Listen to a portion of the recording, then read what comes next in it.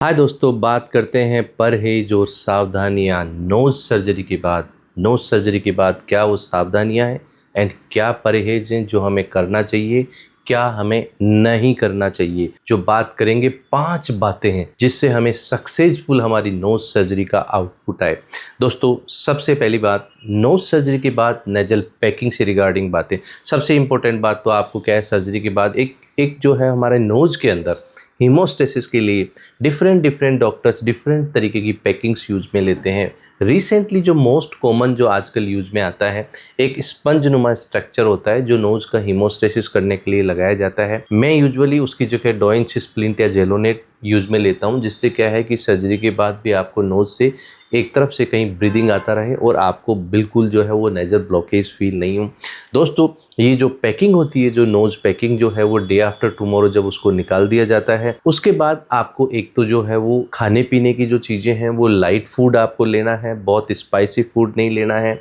And knows की जो cleaning है वो सेकंड इम्पोर्टेंट जो है केयर है, नोज क्लीनिंग। तो नोज क्लीनिंग में क्या है दोस्तों, 2 तरीके से है। एक तो इसमें क्या है कि नोज क्लीनिंग के लिए प्रिपेयर्ड मटेरियल भी आता है और एक जो है आप घर पे भी बना सकते हो, यानी 200 ml वाटर के अंदर करीब करीब जो है कुछ 1 चम्मच मीठा सोडा और आधी चम्मच नमक डाल के और उससे बना के भी नोज को क्या है क्लीन कर सकते हो। या प्रिपेयर्ड जो है जिसको हम एल्केलाइन नेजल वॉश बोलते हैं, उससे भी क्या है हम नोज को क्या है पानी इधर से चलाया और इधर से चलाया और उसी तरफ से हमें नोज को सिनकना है, नाक को साफ करना है। क्योंकि नाक के अंदर जो है ऑपरेशन के बाद खरूंट बनते हैं, हीलिंग में जिसको हम लोकल भाषा में बोलते हैं वो खरूंट बनते हैं।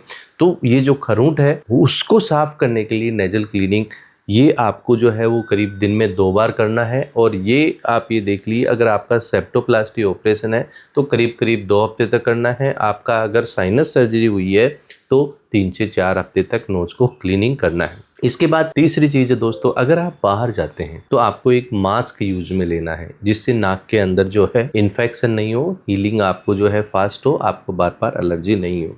ये 3 चीज़ें हैं। अब आपको क्या नहीं करना है दोस्तों, एक आपको जो है वो जुखाम आपको नहीं लगे, आपको जो है वो जुखाम नहीं लगे उसके लिए आपको प्रॉपर अपनी जो है डॉक्टर ने मेडिकेशंस बताई हैं वो अपने को लेना चाहिए। ठंडी चीज़ें आपको अवॉइड करना चाहिए।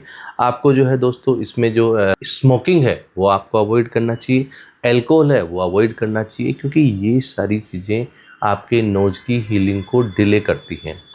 इसके अलावा दोस्तों क्या नहीं करना चाहिए, नोज पिकिंग, नाक में उंगली आपको नहीं देना है।